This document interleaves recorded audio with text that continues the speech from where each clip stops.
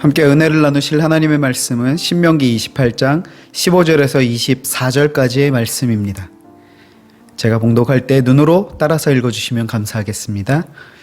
내가 만일 내 하나님 여호와의 말씀을 순종하지 아니하여 내가 오늘 내게 명령하는 그의 모든 명령과 규례를 지켜 행하지 아니하면 이 모든 저주가 내게 임하며 내게 이를 것이니 내가 성읍에서도 저주를 받으며 들에서도 저주를 받을 것이요 또 내 광주리와 떡 반죽 그릇이 저주를 받을 것이요 내 몸의 소생과 내 토지의 소산과 내 소와 양의 새끼가 저주를 받을 것이며 내가 들어와도 저주를 받고 나가도 저주를 받으리라.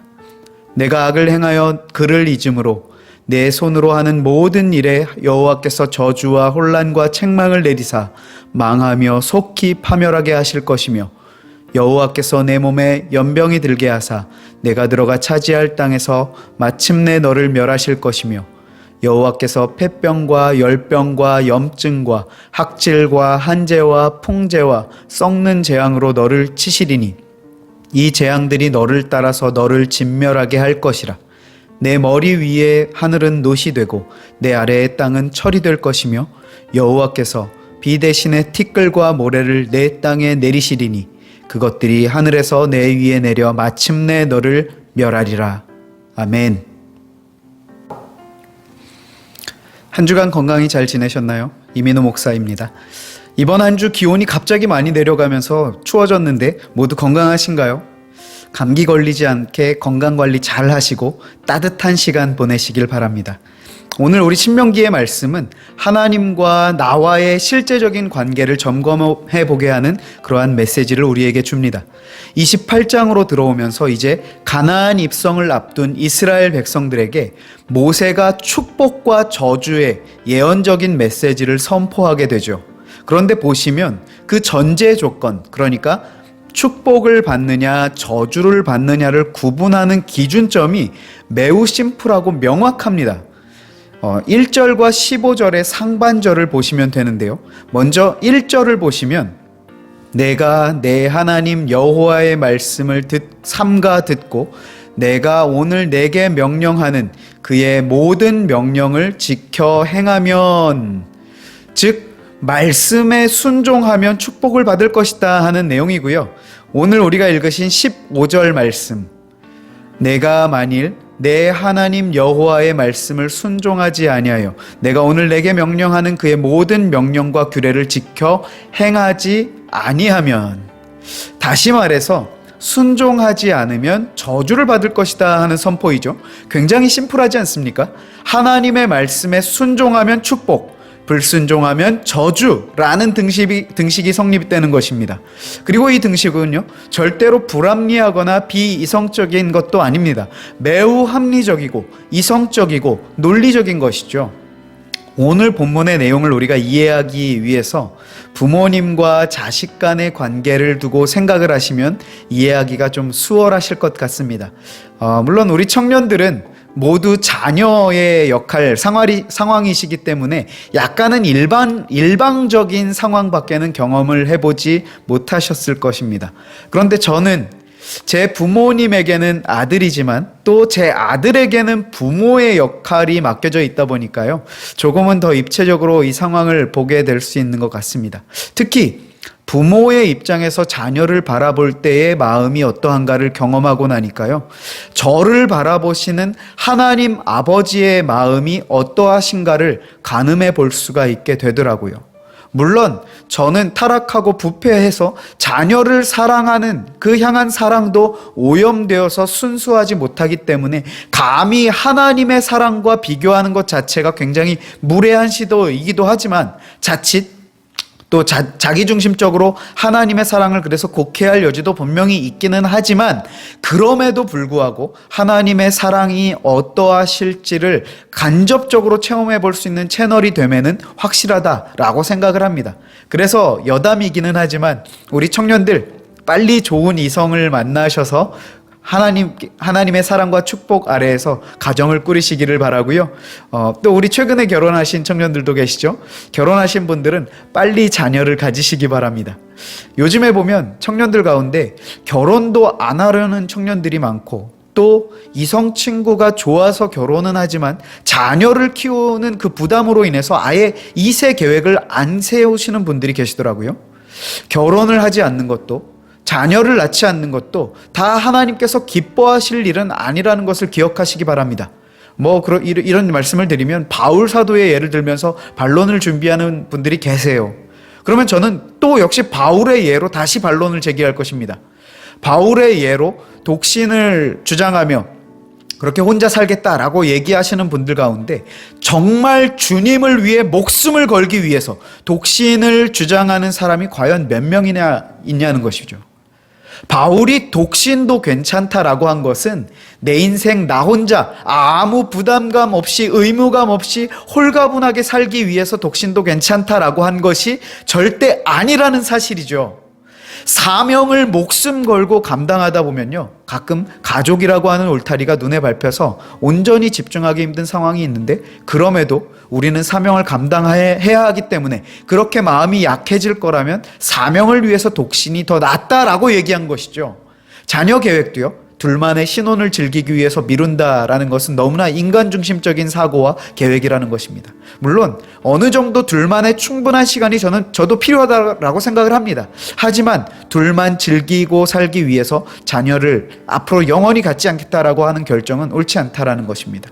물론 하나님께서 허락하지 않으시는 가정도 분명히 있습니다. 또 건강의 문제로 갖고 싶어도 갖지 못하는 가정도 있어요. 하지만 부부가 인위적으로 갖지 않을 것을 결정하는 것은 하나님의 주권에 대한 도전이라고 저는 생각을 합니다. 결론은요, 빨리 결혼하시고 빨리 자녀 가지시기 바랍니다. 여담이 좀 길기는 했지만 우리 청년의 때에 필요한 말씀이라고 생각해서 오늘 주제와 연관해서 조금 말씀드리게 되었습니다. 자, 아무튼 부모로서 자녀를 양육하면서 하나님의 사랑의 크기를 가늠해 볼 수 있는데요, 내 아이에게 언제 좋은 것을 주고 싶은지 아십니까? 부모로서? 일반적으로 청년들에게 이 질문을 하면 거의 모든 청년들은 자녀들이 부모의 말을 잘 들을 때라고 대답할 것입니다. 그런데요, 이 똑같은 질문을 부모들에게 하면 뭐라고 대답하는지 아십니까? 항상. 아이가 부모의 말을 잘 들을 때는 물론이지만 부모의 말을 잘 안 들을 때도 좋은 것을 주고 싶은 마음은 변함이 없다라는 것이 부모가 가진 사랑입니다. 진짜 사랑은요, 인과관계를 초월하는 힘이 있습니다. 무슨 말씀인가 하면요, 연인과의 그 아무리 뜨거운 사랑의 이 관계라고 할지라도 거기에는 자기중심적인 사랑이 베이스가 되어 있거든요. 즉 자신의 입맛에 맞지 않는 순간이 오면 틀어지게 마련입니다. 그런데 자녀를 향한 부모의 사랑에는 자기중심적인 사랑보다는 희생적 사랑이 더 크다라는 사실입니다. 물론 연인 중에서도 상대방을 위해서 실제로 목숨을 걸고 바치는 커플이 있죠. 그런 커플이라고 한다면 결혼을 해서 가정을 이루면 되는 거고요. 자녀를 향한 부모의 사랑에는 조건이 붙지 않는다라는 것이 사실입니다. 물론 그렇다고 해서 부모의 뜻과 계획이 아무것도 없고 자녀는 그냥 자기 마음대로 살아도 좋다라는 것을 말씀드리는 것이 아닙니다. 부모가 언제 기분이 좋은가 하면요, 이때 답변이 자녀가 부모의 말을 잘 들을 때가 정답입니다. 부모의 말을 잘 들을 때만 좋은 것을 주는 게 아니고, 좋은 것은요, 항상 주고 싶은 마음이 늘 있지만 부모가 기분이 좋을 때는 자녀가 부모의 마음과 의도를 알고 그 말을 잘 들을 때, 순종할 때 부모는 기분이 좋다는 것이죠. 반면 반드시 들어야 하는 말을 듣지 않을 때에는요, 속상합니다. 그리고 속상한 수준을 넘어서 이것은 무조건 들어야만 하는 그러한 말을 듣지 않을 때는요, 회초리를 들어서라도 집중하게 하고 듣게 만들죠. 왜냐하면 좋은 것을 주고 싶은 그 사랑의 마음이 너무나 큰데 이 말을 따르지 않으면 줄 수가 없기 때문에 좋은 것을 주기 위해서 체벌을 할 수밖에 없는 것입니다. 바로 지금 말씀드린 이 내용이요, 오늘 신명기 28장의 축복과 저주를 선언하신 하나님의 그 본질적인 마음의 배경이 되는 것입니다. 특별히 오늘 본문은 그 가운데 저주에 관한 내용이죠. 앞서 말씀드린 것처럼 15절의 내용은요, 자녀된 너희가 아버지이신 하나님의 말씀을 듣지 않으면 이와 같은 저주를 받게 될 것이다 경고하는 메시지입니다. 그런데 물론 오늘 자세히 살피지는 않겠지만 그 저주의 내용들을 보시면요, 어마무시합니다. 제가 16절부터 어떤 저주가 있는지를 빠르게 다시 한번 읽기만 할게요. 잘 새겨서 한번 들어보시기 바랍니다. 16절, 내가 성읍에서도 저주를 받으며 들에서도 저주를 받을 것이요, 또 내 광주리와 떡 반죽 그릇이 저주를 받을 것이요, 내 몸의 소생과 내 토지의 소산과 내 소와 양의 새끼가 저주를 받을 것이며 내가 들어와도 저주를 받고 나가도 저주를 받으리라. 내가 악을 행하여 그를 잊음으로 내 손으로 하는 모든 일에 여호와께서 저주와 혼란과 책망을 내리사 망하며 속히 파멸하게 하실 것이며 여호와께서 내 몸에 연병이 들게 하사 내가 들어가 차지할 땅에서 마침내 너를 멸하실 것이며 22절, 여호와께서 폐병과 열병과 염증과 학질과 한재와 풍재와 썩는 재앙으로 너를 치시리니 이 재앙들이 너를 따라서 너를 진멸하게 할 것이라. 내 머리 위에 하늘은 놋이 되고 내 아래의 땅은 철이 될 것이며 여호와께서 비 대신에 티끌과 모래를 내 땅에 내리시리니 그것들이 하늘에서 내 위에 내려 마침내 너를 멸하리라. 자, 그런데 이것으로 끝이 아니라는 사실입니다. 오늘 읽은 부분만 이거예요. 신명기 28장이 총 몇 절까지 있습니까? 뒤에 넘어가시면 68절까지 있거든요. 16절부터 68절까지가 하나님의 말씀을 지키지 않았을 때 받는 저주의 내용들을 기록한 것입니다. 제가 예전에 이 본문을 읽으면서 이런 의문이 떠오른 적이 있었어요. 이상하다. 축복에 관한 내용은 14절까지밖에 없는데 저주의 내용은 뭐가 이렇게 많지? 하면서 하나님은 저주 내리시기를 좋아하시는 분인가? 여러분은 어떠십니까? 왜 저주의 내용을 이렇게 길게 기록해 두셨을까요? 바로 이 질문에 대한 답을 찾기 위한 결정적인 힌트가 사랑이고요. 그래서 그 사랑을 설명하기 위해서 앞서서 자녀를 향한 부모의 사랑의 예를 들었던 것입니다. 사실 28장의 이 저주의 내용을 표면적으로만 보면 그것을 통해 하나님의 사랑을 발견하기가 결코 쉽지 않습니다. 심판하시고 저주하시기만 하시는 분으로 그려지기 때문이죠. 하지만 하나님의 가장 중심을 이루는 속성 가운데 사랑을 발견하게 되면 오늘 본문이 이해가 되기 시작하는데요. 불순종 시에 임할 저주를 이렇게 길고 방대한 분량으로 말씀하시며 경고하시는 의도가 실제로 너네 내 말 안 들으면 다 이렇게 될 줄 알아 하면서 협박하시기 위함이 아니라 이렇게 해서라도 내 말을 듣고 돌이켜서 순종하기를 바라시는 뜨거운 사랑의 마음을 지금 담고 우리에게 말씀하고 계시다라는 것입니다. 자녀가 부모의 말을 듣지 않고 위험한 길로 갈 때 회초리를 드는 것은요, 애를 잡아서 막 복종시키는 것이 즐거워서 회초리를 드는 것이 절대 아니라는 것이죠. 회초리를 들어서 아이가 깨닫고 돌이키게 될 때 가장 좋은 것이 예비되어 있기 때문에 안타까움과 사랑의 마음으로 징계하는 것이다 라는 것이죠. 그렇다면 두 번째 질문으로, 그렇게 사랑이 많으시면 조건 없이 그냥 주시지 왜 말씀의 순종이라고 하는 조건을 거셔서 불순종이라고 하는 상황을 만드셨나 하면서 그 화살을 하나님께 돌리기도 합니다. 뭐 누가 그랬다는 게 아니라 전에 제가 그런 생각을 한 적이 있다라는 것을 말씀드리는 거니까 오해하지 마시기 바랍니다. 자, 그럼 이제 왜 말씀에 순종하라고 하는 조건을 거셨는가에 관한 이유에 대해서 우리가 살펴보면서 오늘 말씀을 정리하려고 하는데요. 자, 그 이유를 말씀드리기 전에 질문 하나 드려볼까요? 하나님의 말씀의 순종의 반대말은 무엇입니까? 물론 하나님의 말씀의 불순종이 맞죠. 그런데 이것을 조금 다른 각도에서 보면 하나님의 말씀의 순종의 대치가 되는 반대말은요, 사탄의 말에 순종이 됩니다. 그냥 하나님의 말씀에 순종하지 않으면 불순종이라고 하는 어떤 중간 지대에 서 있는 것이 아니라 하나님의 말씀에 순종하지 않는 상태는 사탄의 말에 순종하고 있는 상태라는 사실입니다. 저는 사탄의 말을 따르지 않습니다 라고 공언할지라도 하나님의 말씀을 따르지 않는다면 이것은 자기 의지로 사탄의 말을 따르는 것과 같다라는 얘기입니다. 왜냐하면 마태복음 6장 24절에 보시면요, 한 사람이 두 주인을 섬길 수 없다라고 말씀하죠. 여기서 전제되는 한 가지는요, 두 주인 중 한 주인만을 섬기게 된다라는 것이 전제가 됩니다.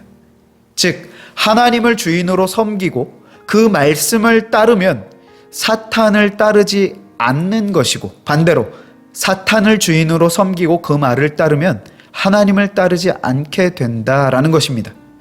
하나님의 말씀에는 순종하지 않으면서 사탄을 따르지 않는 어떤 중간 회색지대는 존재하지 않는다라는 사실입니다. 둘 중 한 존재가 나의 주인이 된다라는 것이죠. 그러면 좀 전에 읽은 마태복음 6장 24절을 또 이어서 보시면요, 순종이라고 하는 것의 특징을 또 엿볼 수 있는데요, 혹 이를 미워하고 저를 사랑하거나 혹 이를 중히 여기고 저를 경히 여김이라. 자, 우리는 언제 혹은 누구의 말을 따르고 순종하게 되는가? 사랑하고 중히 여기는 대상의 말을 따르고 순종한다는 것이죠. 즉 순종을 하게 되는 이유는 그 대상을 사랑하고 중요하다라고 여길 때 순종한다는 것입니다. 뿐만 아니라 순종해야 할 하나님의 말씀, 계명의 핵심이 무엇인지 아십니까? 우리 지금 신명기를 나누고 있는데 신명기 앞에 보시면 6장이 바로 그 핵심인데요, 그 6장의 핵심 중에서도 핵심은 4절과 5절 말씀입니다.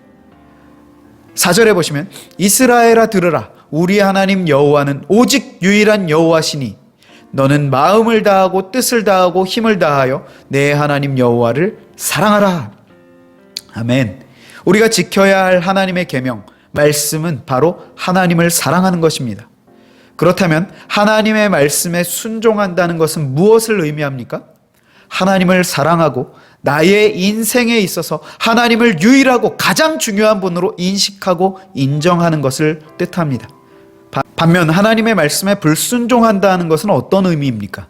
하나님을 사랑하지 않는다는 것이고 내 인생에 있어서 하나님이 그닥 중요한 존재가 아니라는 고백과 함께 여기서만 그치지 마시고 조금 더 나아가 우리가 연결을 하셔야 우리가 그 심각성을 느끼게 되는데요, 단순히 하나님만 사랑하지 않는 정도를 떠나서요, 우리는 적극적으로 사탄을 사랑하고 내 인생에 있어서 사탄의 가치가 더 중요하다라고 여기기 때문에 하나님의 말씀을 순종하지 않는다라는 것입니다. 이해가 가십니까? 여기에 동의가 되십니까? 단순히 이해만 하고 동의하는 수준에 그쳐서도 안 됩니다. 그리고 하나님의 말씀에 순종하지 않고 있는 나의 상태에 대해서 우리는 심각하게 여겨야 한다는 것입니다. 하나님께서 순종이라고 하는 전제 조건을 거시고 오늘 본문에서 불순종의 결과가 이토록 심각하다라는 것을 말씀해 주신 이유는 하나님께서 자녀된 우리에게 사랑을 원하시기 때문이다 라는 사실입니다. 우리가 그 하나님의 이 간절한 마음을 조금 공감하셔야 해요. 요한복음 14장 21절 말씀을 우리 다 같이 한번 읽어보실까요? 나의 계명을 지키는 자라야 나를 사랑하는 자니 나를 사랑하는 자는 내 아버지께 사랑을 받을 것이요 나도 그를 사랑하여 그에게 나를 나타내리라. 아멘. 오늘 설교의 제목이 하나님을 정말 사랑하십니까? 인데요, 하나님을 사랑하는 자는 누구입니까? 입술로 사랑합니다, 찬양으로 주님 사랑해요, 노래하는 자가 사랑하는 자가 아니라 하나님의 계명, 하나님의 말씀을 일상의 삶 속에서 지키는 자를 하나님을 사랑하는 자다라고 할 수 있다라는 것입니다. 역으로 하나님을 정말 사랑하는 자들의 삶을 보면 하나님의 말씀을 지키는 삶을 살더라는 것이죠. 다시 한번 질문하면서 이 질문으로 우리의 삶을 도전합니다. 하나님을 정말 사랑하십니까? 입술로 혹은 마음으로 그렇다라고 동의가 되신다면요, 거기에서 그치지 마시고 그럼 그 증거가 있는가를 나의 삶으로 입증해 보시고 점검해 보시고 확인해 보시기 바랍니다. 나의 삶의 주인이 누구이신지, 내가 주님을 정말 사랑하고 있는지를 날마다 돌아보시되, 또 한 가지, 나의 어떠함과는 상관없이 변함없이 사랑하시는 하나님 우리 아버지의 그 사랑의 충만하심을 묵상하고 만나는 우리 모두가 되시길 바랍니다. 우리가 오늘 본문에 나온 한 구절 한 구절의 세세한 의미에 관해서는 살피지 못했지만요, 말씀에 순종하지 않을 때 임할 저주에 관하여 이렇게 강조하여 쓰신 하나님 아버지의 마음에 관해 우리가 초점하여 살펴보면서 그 사랑의 깊이를 함께 나누었습니다. 항상 가장 좋은 것으로 주시기 위해서 우리를 찾으시는 주님의 그 애끓는 사랑의 마음을 기억하시면서 오늘 나의 삶 가운데 그 하나님을 만나는데 방해되는 것들이 있다면 정리하시고 그 주님과의 뜨거운 사랑을 나누는 자리로 나아가 허락하시는 복을 받아 누리는 은혜 넘치는 인생 살아가는 우리의 이번 한 주가 되시길 주님의 말씀으로 축복합니다. 아멘.